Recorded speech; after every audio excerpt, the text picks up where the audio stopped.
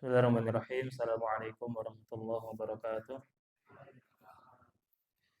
Alhamdulillah, alhamdulillahi hamdan katsiran tayyiban mubarakan fih kama yuhibbu rabbuna wa yardah. Wassalatu wassalamu ala Rasulillah wa ala alihi wa sahbihi wa man tabi'ahum bi ihsanin ila yaumil wa ba'd. Allahumma shalli wa sallim wa barik wa zid wa an'im ala nabiyyina Muhammadin wa ala alihi wa sahbihi ajma'in. Allahumma anfa'na bima 'allamtana wa 'allimna ma yanfa'una wa zidna ya rabbal alamin. Wa zidna ilman ya rabbal alamin.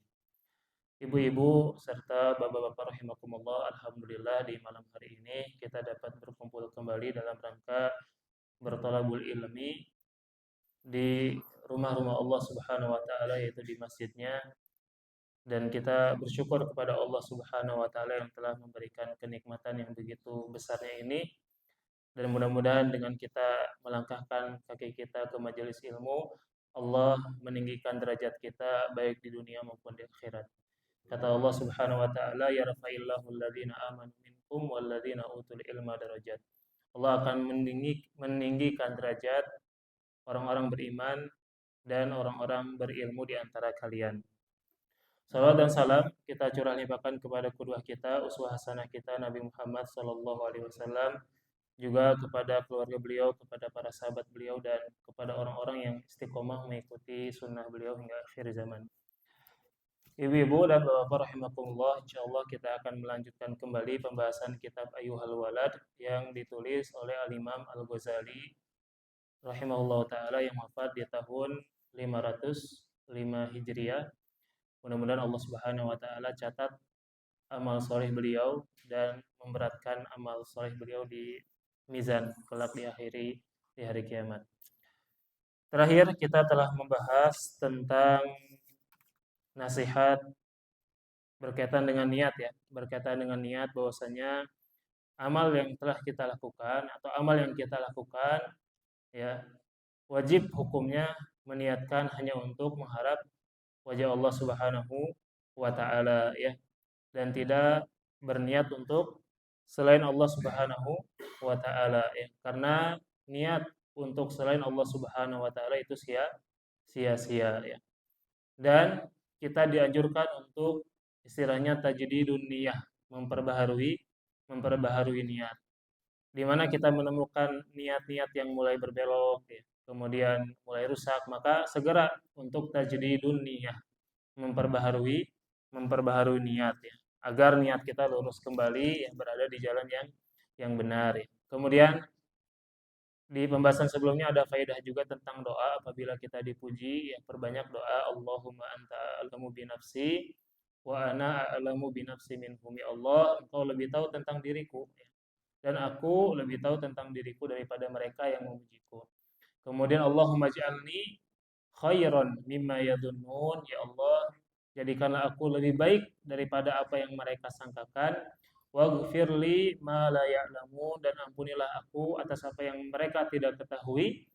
Wala tu'akhidni bima yaqulun, dan janganlah Engkau siksa aku karena yang mereka katakan tersebut. Maksudnya terbuai atau tertipu dengan pujian. Maka kita harus banyak berdoa kepada Allah Subhanahu wa taala dan minta diistiqomahkan agar senantiasa banyak beramal dan meluruskan niat hanya untuk mengharap Allah Subhanahu wa taala, ya. Pembahasan berikutnya, jamaah rahimakumullah, silakan dibuka halaman ke berapa? 61, ya. Silakan buka halaman ke 61. Al-Imam Al-Ghazali rahimahullah berkata, "Ayyuhal waladu, wahai ananda, al-ilmu bila amalin junun." Ilmu tanpa amal itu suatu kegilaan. Jadi kata Imam Ghazali, ilmu tapi nggak beramal, gila.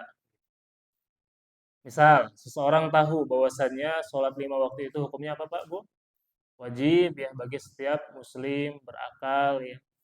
Hukumnya wajib, ya. Kemudian dia juga tahu dengan ilmunya bahwasannya kalau misalkan ditinggalkan ada konsekuensinya, ya. Ada hukumannya, ada azabnya. Ternyata malah ditinggalkan. Nah, itu teh gila. Kata Imam Al-Ghazali. Atau misalnya seseorang tahu bahwasanya zina itu haram dan segala sesuatu yang mendekatkan kepada perzinahan itu juga haram, ya. Dia tahu akibatnya kalau misalkan melakukan itu, maka hukumannya ini dan itu. Dia tahu dengan ilmunya, dia pernah belajar. Ternyata dilakukan, gila, kata Imam kata Imam Al-Ghazali. Atau misalnya dalam amalan sunnah, seseorang tahu bahwasannya sholat sunnah qobliyah subuh itu pahalanya lebih baik daripada dunia dan seisinya. Kemudian dia diberikan kesempatan untuk bangun subuh, ya. Kemudian sebelum azan, kemudian masuk azan dan dia ada waktu untuk melaksanakan sholat sunnah qobliyah subuh, tapi dia males ada cuman sunnah. Ini perkataan cuman sunnah itu bahaya gitu ya. Kenapa? Karena ya sunnah tuh dilakukan gitu, ada pahala di dalamnya walaupun memang kalau ditinggalkan tidak berdosa ya, tapi dia lakukan karena di dalamnya ada pahala, bukti tanda kecintaan dia ya kepada Allah dan Rasulnya Shallallahu Alaihi Wasallam. Nah, tapi dia tidak lakukan, malas-malasan dan bilang udah cuman sunnah inilah, udahlah nanti aja lah sholat subuhnya doang gitu ya. Nah, itu tuh gila, kata Imam Al Ghazali. Kemudian kenapa itu diserupakan junun atau gila ya? Kenapa? Karena orang gila itu apabila melihat sesuatu dan dia bisa mendapatkannya, ambil gitu ya, bebas lah orang gila mah gitu ya. Lantas dia tidak bisa menggunakannya pada tempatnya. Jadi kan misalkan dapat sapu misalkan atau dapat makanan atau dapat apa gitu, tapi tidak digunakan di tempatnya. Atau dia diperintahkan untuk berjalan ke sebuah tempat, maka dia tidak menempuh jalan yang benar gitu ya. Yang karena gila gitu ya, karena nggak paham, nggak tahu gitu ya. Kemudian, nah maka sebagaimana ya orang gila itu seperti itu keadaannya, maka begitu pula seorang alim, seorang yang telah belajar, yang memiliki ilmu atau orang yang tahu ilmunya, tapi nggak diamalkan, nah maka seperti orang gila. Waliyahumdulillah. Kenapa? Karena dia dengan ilmunya tahu tentang perintah-perintah Allah Subhanahu wa taala, diwajibkan baginya salat, diwajibkan baginya saum, diwajibkan baginya zakat, diwajibkan baginya haji kalau mampu ya. Kemudian diwajibkan baginya birrul walidain, berbakti kepada orang tua ya. Tapi dia tidak lakukan, nah itu teh gila. Terus sebaliknya, dia tahu tentang larangan-larangan Allah Subhanahu wa taala, diharamkan zina, diharamkan minum khamr, diharamkan A, diharamkan B, diharamkan C gitu ya. Tapi dia malah melakukannya, maka dia itu seperti orang gila. Maka jadilah dia seperti orang gila ya. Ini faedahnya adalah tentang beramal ya. Sekali lagi bahwasanya materi bahasan dalam kitab ini yang paling menjadi inti pembahasan utamanya adalah tentang ilmu dan amal. Tentang mengamalkan ilmu yang telah dipelajari ya. Mengamalkan setelah tahu bahwasanya oh ternyata hijab itu wajib, amalkan. Mengamalkan setelah tahu bahwasanya oh salat qiyamul lail itu keutamanya A, B, C, maka diamalkan. Jadi kitab ini bahasan utamanya, topik utamanya itu tentang mengamalkan ilmu. Jangan sampai ilmu yang kita miliki hanya sekedar jadi konten belaka gitu ya. Cuman tahu wawasan doang gitu. Oh, tahulah ini teh wajib. Oh, tahulah ini teh begitu gitu ya. Tapi nggak dilakukan, nah itu cuman ilmu sekedar konten atau sekedar wawasan belaka. Ya, nggak dijadikan sebagai ilmu yang berbuah kepada amal soleh, maka itu merugi ya. Sebagaimana kata Imam Ghazali, ya eh, bahwasanya amalkanlah ilmu wala takun muflisan, dan jangan jadilah engkau orang yang bangkrut gitu ya. Jangan sampai kita bangkrut ya, setelah belajar banyak ke majelis A, majelis B ya. Kemudian kitab yang pertama, kitab yang kedua, tapi nggak diamalkan, maka dikhawatirkan rugi di akhirat ya. Kemudian wal amalu bi ghairi ilmin la yakun. Dan beramal tanpa ilmu itu mustahil, kata Imam Ghazali. Nggak akan terjadi ya kalau beramal tanpa ilmu ya. Dan ini juga dapat berdosa kalau kita beramal tanpa ilmu. Misal seperti orang-orang Nasrani gitu ya.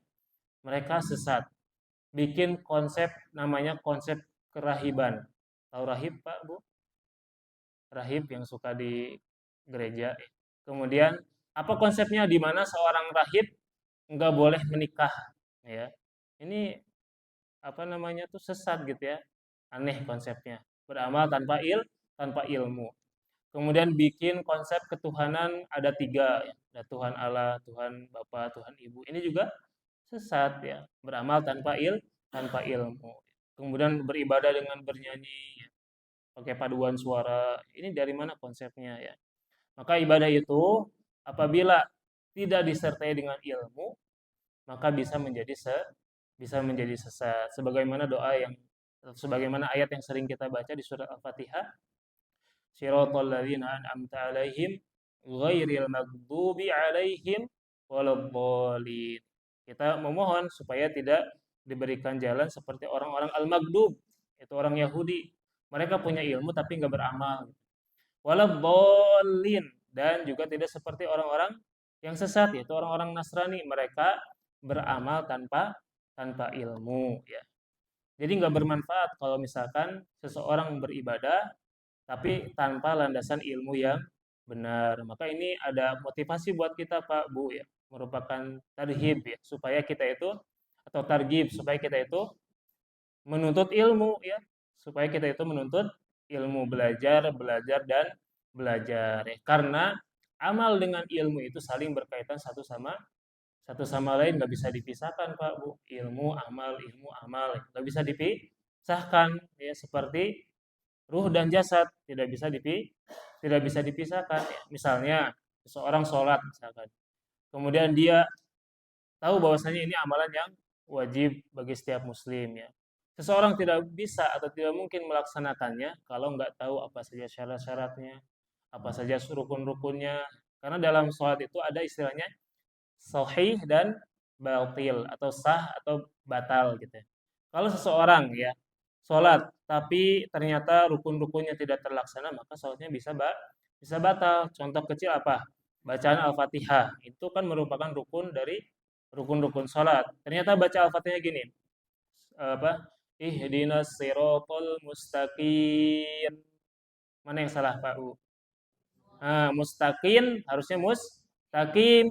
Maka bisa merubah makna, dan Al-Fatihah merupakan rukun daripada sholat. Kalau Al-Fatihah yang salah berarti dia menghilangkan satu rukun, berarti sholatnya tidak sah. Atau misalkan seseorang em, sujud ya, tapi tidak dengan tumanina, atau tidak, baru juga segini sami Allah langsung gitu, langsung duduk lagi dan langsung posisi sujud, maka dia sholatnya juga tidak sah, karena ada yang namanya rukun tumakninah, harus gerakannya itu sempurna kepada tempatnya masing-masing. Kemudian ya, wa'lam anna ilman la yub'adu kal yaum anil ma'asi wa la yahmiluka ala ta'ati lan yub'idaka godan an nari jahannam. Kata Imam Ghazali, ketahuilah bahwa ilmu yang hari ini tidak menjauhkanmu dari berbagai kemaksiatan. Jadi ilmu yang kita miliki itu Pak Bu ya, apabila berkaitan dengan ilmu yang menerangkan kepada kita tentang larangan-larangan Allah Subhanahu wa taala, tentang rambu-rambu maksiat, maka seharusnya ilmu tersebut menjauhkan dirinya daripada maksiat ya. Kata Imam Ghazali, ilmu yang hari ini tidak menjauhkanmu dari berbagai macam maksiat dan tidak mendorongmu untuk melakukan ketaatan. Nah, berarti ilmu yang kita miliki harusnya mendorong kita untuk melakukan ketaatan. Jadi Pak, Bu, konsep ibadah itu ya, semakin ilmunya banyak, harusnya amal solehnya pun semakin banyak gitu ya, seperti kalau di gambar kurva gini gitu ya. Nah, kalau ilmunya semakin tinggi, maka ibadahnya pun harusnya semakin semakin banyak gitu. Bukan sebaliknya, ilmu semakin banyak tapi ibadah semakin haroryam. Nah, ini keliru gitu ya. Nah, maka semestinya ketika kita belajar menuntut ilmu, seharusnya ilmu tersebut mendorong kita untuk melaksanakan ketaatan demi ketaatan ya. Bukan hanya mencukupkan yang wajib bahkan, tapi ditambah dengan yang sunnah. Kalau kita melaksanakan yang sunnah, maka Allah insya Allah akan mencintai kita ya. Nah, tadi kata Imam Ghazali, ilmu yang hari ini tidak menjauhkan kamu dari maksiat, yang tidak mendorongmu untuk melakukan ketaatan, ya. Maka ilmu tersebut tidak akan menjauhkanmu dari api neraka jahanam. Nauzubillah, ya. Belajar lama gitu, ya. Tapi nggak diamalin, nggak menjauhkan dari maksiat, nggak mendorong untuk melakukan ketaatan, maka tidak juga menjauhkan, ya, ilmu tersebut dari yang namanya api neraka jahanam. Neraka jahanam ini salah satu nama dari neraka-neraka yang ada di akhirat kelak. Ada neraka Sakor, ya. Ada neraka Hutama, ya. Itu kan nama-nama neraka. Nah, jadi harus menjauhkan dari maksiat dan mendorong atau untuk mendekatkan kita dalam melaksanakan ketaatan-ketaatan kepada Allah Subhanahu wa taala. Kemudian ilmu atau kata Imam Ghazali, wa idza lam ta'malil yaum, dan apabila engkau tidak mengamalkan ilmu tersebut hari ini, sekarang juga atau di dunia ini, ya. Jadi ilmu yang kita miliki itu Pak Bu, kita belajar nih, ya. Mindsetnya bukan gini, kita belajar tahu berbagai macam ilmu. Ah, nantilah diamalinya lah, ya. Ah, kapan-kapan lah diamalin ini mah. Ah, nanti sajalah diamalinnya gitu, ya. Enggak, harusnya ilmu yang kita miliki seberusaha mungkin untuk langsung diamalkan. Contoh misalkan ada seorang perempuan belajar tahu tentang bahwasannya berhijab itu hukumnya wajib menjulurkan pakaian ke seluruh tubuh kecuali wajah dan telapak tangan ketika di hadapan yang bukan mahram. Maka dia bukan berarti gini, ah, yang penting hati saya dulu deh diperbaikin. Ah, itu keliru Pak Bu, ya. Ini pemikiran-pemikiran yang salah gitu. Ketika bilang, ah kan yang penting mah hati dulu. Ya udahlah hati dulu lah, nanti hijab mah belakangan. Itu ilmunya sudah jelas bahwasanya dia wajib untuk menjulurkan pakaian, ya. Tapi kenapa dia memperbaiki hati dulu gitu, ya? Sambil jalan aja dia di hijabnya dibetulin, ya, kemudian dipakaikan jilbab, ya, menjaga auratnya, dan sembari berjalan untuk memperbaiki kondisi hati. Yang namanya kondisi hati mah ya semuanya juga terus diperbaiki. Makanya kita juga diantaranya ini belajar kitab Ayyuhal Walad, kitab tentang tazkiyatun nafas, tentang penyucian jiwa gitu, ya. Nah, maka keliru kalau ada orang mengatakan, ah, hati saya dulu deh yang diperbaiki, hijabnya belakangan. Padahal dia sudah tahu bahwasanya hijabnya itu wajib. Atau sebagian pemuda suka bilang gini, ah sekarang mah masa waktu foya-foya gitu, ah mending, atau dulu pas zaman saya SMA kan itu ketika UJ rahimahullah meninggal, ya. Sebagian teman ada yang bilang gini, wah enaknya meninggal kayak UJ, eh, istilahnya mah zaman dulunya kan, ya, foya-foya dan sebagainya gitu, ya. Kemudian ternyata Allah Subhanahu wa taala, ya, berikan kepada beliau hidayah dan wafat di atas hidayah Allah Subhanahu wa taala. Bahkan banyak kan, ya, banyak yang mensolatkan dan sebagainya. Ada teman nyeletuk, ah saya kayaknya kayak gitu deh konsep hidupnya. Sekarang maksiat dulu nih, foya-foya dan sebagainya, manfaatin masa muda, ya, nongkrong, kemudian minum-minum dan sebagainya gitu, ya. Nantilah insya Allah di umur 30 atau 40 lah saya tobat gitu, ya. Nah, pertanyaannya emang bakal sampai ke umur segitu gitu, ya. Nah, ini pemahaman yang keliru karena yang namanya kematian, walikulli ummatin ajal, dan setiap manusia itu punya ajal atau setiap makhluk itu punya ajal. Fa idza jaa ajaluhum la yastakhiruna sa'atan wa la yastaqdimun. Apabila datang ajalnya maka tidak bisa diulur atau tidak bisa didulukan, ya. Maka ini penting untuk kita perhatikan bersama bahwasanya ilmu yang kita dapatkan hari ini ya amalkan sekarang juga, ya, di dunia, ya, amalkan sekarang juga di dunia. Jangan sampai, ya, ilmu yang kita miliki tidak diamalkan kemudian ketika di akhirat nanti datanglah penyesalan, ya. Kata Imam Ghazali, walam tadarikil ayyamal madiyah taqulu godan yaumal qiyamah. Ya, jadi ilmu yang tidak, kemudian jangan sampai menyesal, ya, dan dia mengucapkan nanti besok di hari kiamat, farji'na na'mal solihah, ya. Ya Allah, balikan aku ya Allah ke dunia untuk apa, ya. Kira-kira Pak Bu, kalau seseorang sudah wafat, sudah di alam kubur sana atau di akhirat, minta sama Allah, farji'na na'mal solihah, ya Allah balikan aku, ya. Kira-kira kalau pengen dibalikkan ke dunia, apa yang mereka minta? Apakah ya Allah balikan aku ke bumi ya Allah, aku masih ada hajat nih sama keluarga, pengen jalan-jalan ke mall dulu, gak kesempatan gitu untuk jalan-jalan. Atau misalkan dia meninggal ketika datang motor baru, belum sempat dicobain. Apakah ketika dia di akhirat atau dikubur, minta dikembalikan ke dunia untuk, ya Allah, balikan dulu aku ke dunia, aku pengen coba dulu motor baru, lebar, belum belum dicoba gitu ya.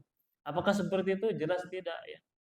Farji'na na'mal solihah. Ya Allah, kembalikan aku ke dunia untuk apa? Untuk beramal soleh. Karena amal soleh lah yang bermanfaat untuk kita di alam kubur kelak ya, dan di akhirat kelak ya. Kemudian fayuqalu ya ahmak anta min hunaka taji. Wahai dungu, wahai bodoh ya, kata Imam Al-Ghazali. Nanti dikatakan ya, ketika dia minta dikembalikan ke dunia untuk beramal soleh, maka dikatakan kepada orang tersebut, ya ahmak, wahai orang dungu, bukankah engkau datang dari sana? Maksudnya adalah, bukankah engkau di sini itu karena kemauan engkau, yaitu ketika di dunia engkau tidak beramal, punya ilmu nggak diamalkan, maka ya silakan saja nikmati hari-harimu di sini di tempat yang tidak diharapkan engkau sama sama sekali, yaitu di neraka Allah Subhanahu wa taala, waliyadzubillah. Kemudian masuk ke nasihat yang berikutnya. Jadi nasihat yang tadi itu sama, nasihat tentang mengamalkan ilmu. Bahwasanya ilmu tanpa amal junun, seperti orang gila. Dan ilmu atau amal tanpa ilmu layakun, mustahil, nggak bisa terjadi atau nggak mendatangkan manfaat. Kemudian nasihat yang berikutnya, ayuhal walad, wahai ananda, ij'alil himmata fir ruhi wal badan. Jadikan himmah. Himmah itu apa, Pak, Bu? Himmah itu adalah maksud, tujuan, keinginan. Keinginan yang kuat yang tertancap di dalam hati ya. Ij'alil himmata fir ruh ya. Jadikan himmah itu ada pada ruh engkau. Jadi kita harus ada himmah, kemauan yang kuat. Untuk apa? Untuk beramal soleh, untuk melakukan hal-hal yang bermanfaat. Kemudian wal hazimata fin nafs, dan menundukkan hawa nafsu, dan jadikanlah ya hawa nafsumu itu adalah, atau dan jadikanlah hawa nafsumu itu kalah. Yang namanya hawa nafsu, Pak, Bu ya, itu senantiasa mengajak kepada keburukan. Innan nafsa la'ammaratun bisu. Bahwasanya jiwa itu senantiasa mendorong untuk melakukan keburukan, untuk melakukan dosa dan maksiat. Maka yang namanya nafsu itu harus dikalahkan, Pak, Bu. Harus dikalahkan, harus ditundukkan. Jangan sampai terbawa sama hawa nafsu. Kalau diikuti hawa nafsu, maka yang ada adalah dia dibawa atau digiring kepada ya kepada amal yang buruk ya, kepada perbuatan dosa, kepada hal-hal yang diharamkan oleh Allah Subhanahu wa taala. Kemudian, dan jadikanlah kematian itu ada pada badanmu ya. Bapak Ibu rahimakumullah, bahwa badan ini akan meninggalkan kita ya. Karena tempat tinggal kita terakhir itu ada di kubur, dan para ahli kubur, kata Imam Ghazali, menunggumu di setiap waktu. Kapan kamu sampai kepada mereka ya. Jadi kata Imam Ghazali sini, li'anna manzilakal qabru wa ahlul maqabiri yantadhirunaka fi kulli lahzatin mata tasilu ilaihim. Karena tempatmu itu ada di kubur.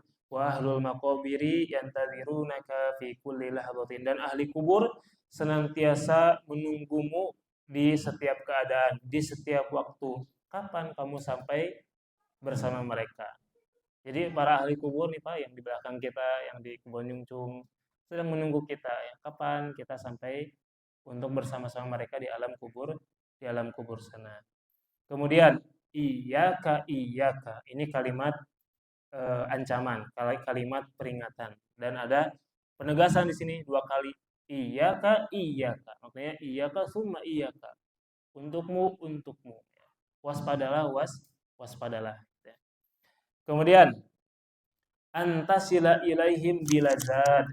Waspadalah, waspadalah apabila kamu ya sampai kepada mereka ya, yaitu menyusul mereka yang sudah meninggal tanpa membawa bekal ya. Iyyaka, iyyaka antasila ilaihim bilazad ya. Celakalah kamu apabila kamu sampai kepada mereka tanpa tanpa membawa apa Pak Bu? Amal amal soleh ya. Bahaya ya. Ini bahaya. Kemudian kata Imam Ghazali waqala kemudian di sini ada faidah.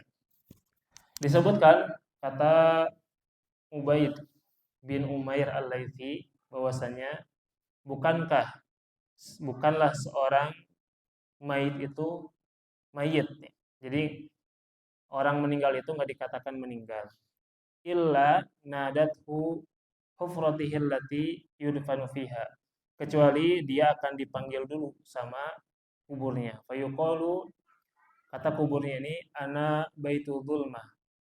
Aku ini adalah rumah yang sangat gelap kata kubur ini. Wal wahdah dan tempat di mana engkau di sini sendirian. Wal infirad. Fa in kunta fi hayatika lillahi muti'an.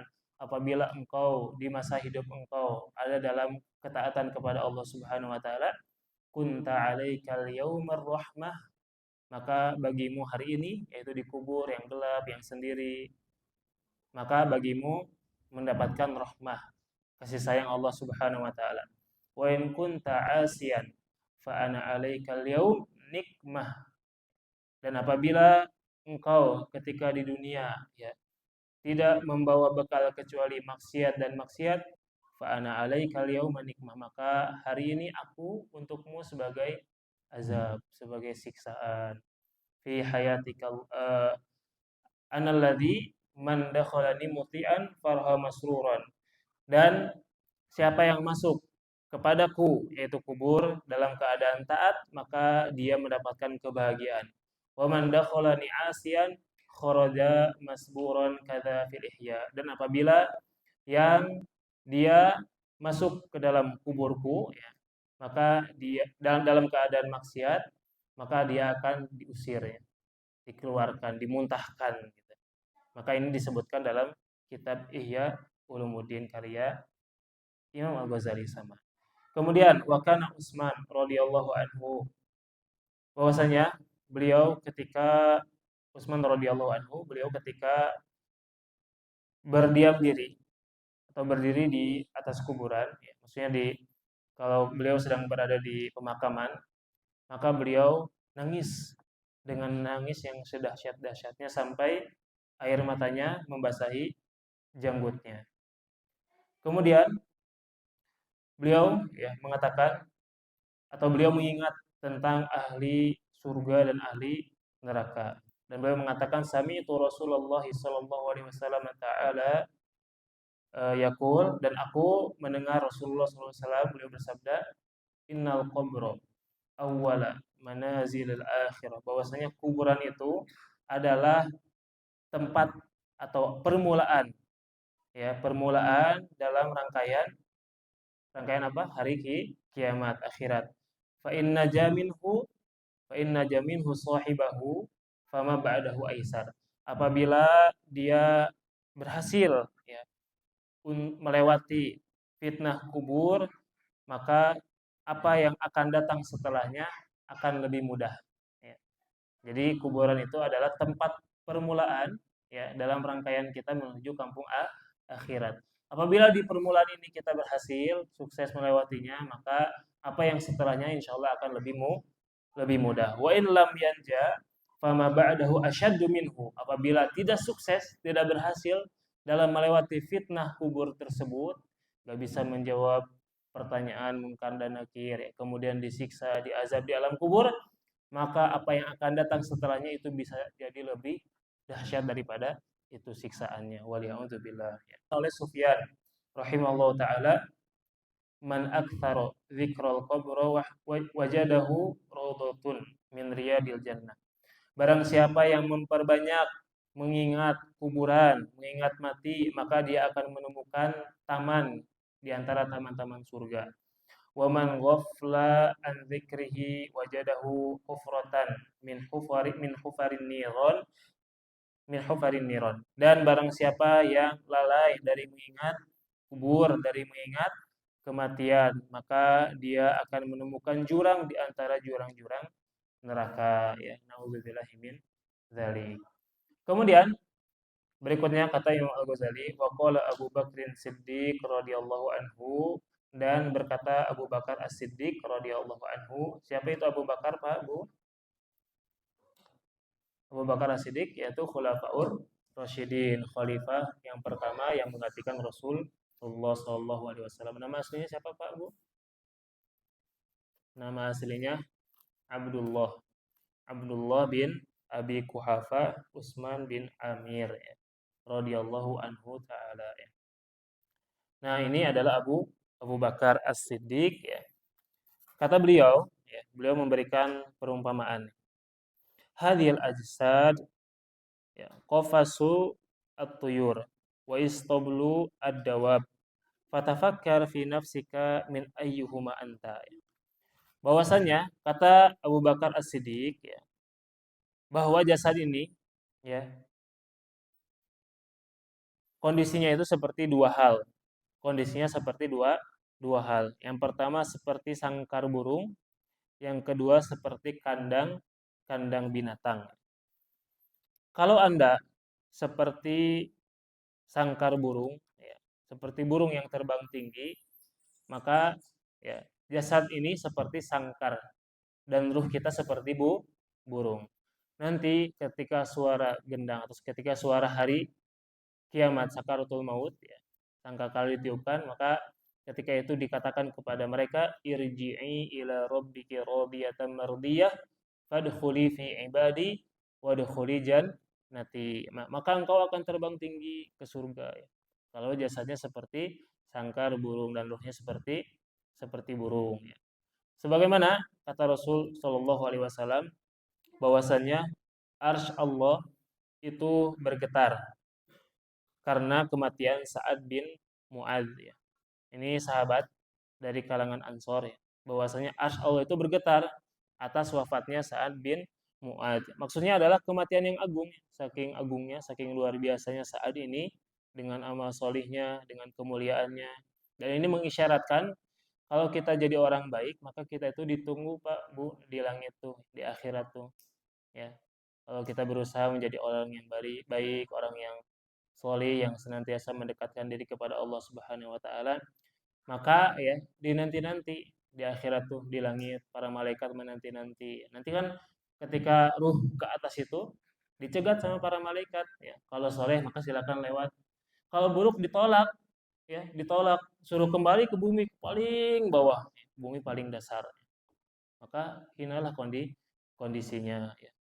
Jadi kalau misalkan kita seperti jasad kita seperti sangkar burung dan ruh kita seperti burung, maka ketika ada panggilan irji'i ila rabbiki radiyatan mardiyah fadkhuli fi ibadi wadkhuli jannati, maka kita terbang ke langit. Kemudian sebaliknya, dan kita berlindung kepada Allah apabila engkau termasuk seperti kandang binatang, ya. Jadi kandangnya seperti jasadnya seperti kandang binatang dan ruhnya seperti binatang, maka ini, ya, yang bahaya. Ini yang bahaya, ya. Bahwasanya sebagaimana firman Allah Subhanahu wa taala, ya, ketika mengisyaratkan orang-orang yang banyak menghuni neraka di surat Al-A'raf ayat 179. Walaqad dzara'na li jahannama katsiran min jinni wal insi lahum qulubun la yafqahuna biha wa lahum a'yunun la yubsiruna biha wa lahum adhanun la yasma'una biha. Kemudian ulaika hum kal an'ami bal hum adall. Bahwasanya disebutkan, ya, difirmankan oleh Allah Subhanahu wa taala bahwasanya para penghuni neraka jahanam itu kebanyakan dari kalangan jin dan manusia yang mereka itu punya hati tapi nggak dipakai untuk memahami ya tentang Allah Subhanahu wa taala. Mereka punya mata tapi tidak bisa melihat ya. Mereka punya telinga tapi tidak digunakan untuk mendengar. Mata tidak digunakan untuk melihat ya, untuk melaksanakan ketaatan kepada Allah. Telinga malah digunakan untuk mendengarkan hal-hal yang maksiat ya. Maka ulaika kal an'ami balhum adol. Maka mereka itu hewan, seperti hewan yang di darat. Bahkan mereka lebih lebih sesat ya, lebih sesat daripada hewan. Kenapa? Karena manusia itu diberikan apa, Pak, Bu? Diberikan akal, sementara binatang itu tidak diberikan akal ya. Binatang makan mohon maaf, BAB di mana saja ya. Kemudian makan di mana saja ya. Nah, sedangkan manusia diberikan akal ya, diberikan hati yang harusnya dipakai untuk memahami, diberikan mata yang harusnya dipakai untuk melihat kebenaran, diberikan telinga yang seharusnya digunakan untuk mendengarkan kebenaran. Ternyata malah untuk selain dari itu ya. Maka ya, mereka tidak diterima ke langit ya, tidak terbang ke atas ke langit ya. Maka mereka dikebumikan semakin bawah ya, dan semakin hina ya. Maka Bapak Ibu rahimakumullah ya, semoga Allah Subhanahu wa taala jadikan jasad-jasad kita ini seperti sangkar burung, yang ruh kita itu seperti burung, maka ketika ada panggilan atau ada sakaratul maut, ketika ada panggilan irji'i ila rabbiki radiyatan mardiyah fadkhuli fi ibadi wadkhuli ya nanti kita terbang ke atas, ruhnya diterima di sisi Allah Subhanahu wa taala ya. Kemudian kata Al-Imam Al-Ghazali rahimahullahu taala ya, Al-Imam Al-Hasan Al-Basri rahimahullahu taala, beliau pernah diberikan minum air dingin. Beliau pernah diberikan air minum dingin ya. Kemudian ketika beliau mengambil gelasnya, beliau pingsan dan jatuh. Bukan karena kedinginan, bukan karena kedinginan. Beliau pingsan terus jatuh dan ketika siuman beliau ditanya. Kemudian beliau berpikir, ya, ketika mengambil air ini saya teringat ahli neraka yang berbicara meminta kepada ahli surga untuk meminta apa? Minum. Tapi Allah haramkan penduduk surga untuk memberikan minum kepada ahli neraka. Dan ini faedahnya tentang kekhawatiran Al-Hasan Al-Basri. Padahal Al-Hasan Al-Basri ini adalah seseorang yang punya ilmu yang sangat banyak. Di antara kalangan tabi'in yang top, yang populer. Kemudian yang punya akhlak. Ya. Kan beliau salah satu ulama atau imam akhlak pertama. Ya. Nah, tapi dengan hal tersebut yang beliau miliki, ya, kemuliaan dan sebagainya, beliau merasa khawatir ya, tentang azab Allah Subhanahu wa taala, tentang penduduk neraka yang diharamkan untuk meminta minum kepada ahli surga. Maka ya, sebisa mungkin untuk kita semuanya fokus ya kepada amal soli dan luruskan niat, jangan sampai kita mengikuti orang-orang yang lalai ya. Makanya ada istilah al-insanu ibnul bi'ah, bahwasanya manusia itu anak lingkungan. Ini penting sekali Pak Bu. Al-insanu ibnul bi'ah. Anak itu anak lingkungan, bahwasanya karakternya, ya, sifatnya, ya, kondisinya, perkataannya, perbuatannya itu biasanya mirip sama lingkungannya tersebut. Contoh, orang yang suka goes, Pak, Bu, ketika nongkrong kira-kira apa bahasanya? Pelak iya, bagus nih, yuk beli ini gitu. Kemudian bahas lagi kemarin kemana? Oh, ke gunung ini, ke mana gitu, goes berapa kilometer dan sebagainya gitu. Kemudian kalau ngobrol sama orang yang suka main game online misalkan, bahasanya itu juga sama. Kemarin beli apa kemarin? Diamond apa gitu ya, nggak ngerti saya. Pasti bahasanya kayak gitu ya. Karena seseorang itu menyesuaikan dengan lingkungannya. Orang yang suka main bola bahasanya sama, bola. Kemarin Ronaldo nyetak gol dan sebagainya gitu. Jadi seseorang akan menyesuaikan lingkungannya. Orang yang suka ngaji sama pembahasannya.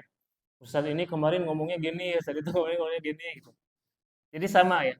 Seseorang itu anak lingkungan. Maka perhatikanlah lingkungan kita. Karena kata Rasulullah SAW, anta ma'aman ahbabta. Engkau akan tinggal bersama yang engkau cintai. Maka perhatikanlah idola kita ya, lingkungan kita. Jangan sampai ada hal-hal yang bisa memudarati kita untuk kehidupan kita di kemudian hari ya, di kubur kita, di akhirat kita ya. Bahaya karena lingkungan itu benar-benar sangat mempengaruhi. Kalau bisa mewarnai maka silakan warnai dengan hal-hal yang baik, ajak ibadah, ajak taat dan sebagainya. Tapi kalau nggak bisa, maka jangan coba-coba masuk ke lingkungan tersebut ya. Kalau misalkan nggak bisa, nggak punya iman yang kuat ya, nggak bisa membantah berbagai macam pemikiran yang kurang tepat gitu ya.